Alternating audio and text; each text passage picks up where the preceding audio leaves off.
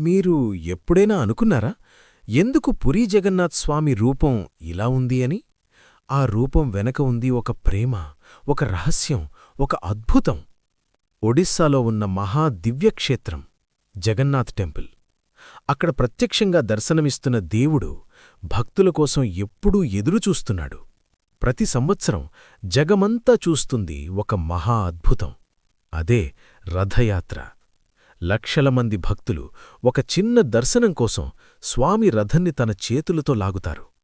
ఆ క్షణంలో భక్తి ఒక ప్రవాహంలా పరుగుతుంది. ఈ కన్నులు, ఈ పెద్ద దృష్టి మనల్ని చూస్తున్నట్టు కాదు, మనలో ఉన్న బాధని చూస్తున్నాయి. పురీ జగన్నాథ్ స్వామి దృష్టి మనకొక నమ్మకమిస్తుంది.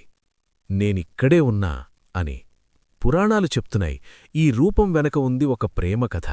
లార్డ్ కృష్ణ తన అంతమైన ప్రేమ, వేదనతో ఈ జగన్నాథ్ రూపంలో విలీనం అయ్యాడు అని.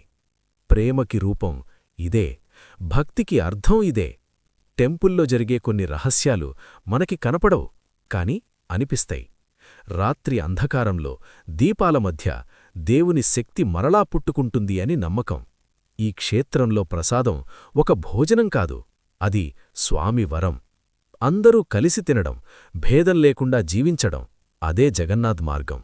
ఒక్క భక్తుడు కన్నుల్లో నీరుతో స్వామి ముందు నిలబడితే ఆ బాధ మొత్తం ఒక క్షణంలో కలిసిపోతుంది.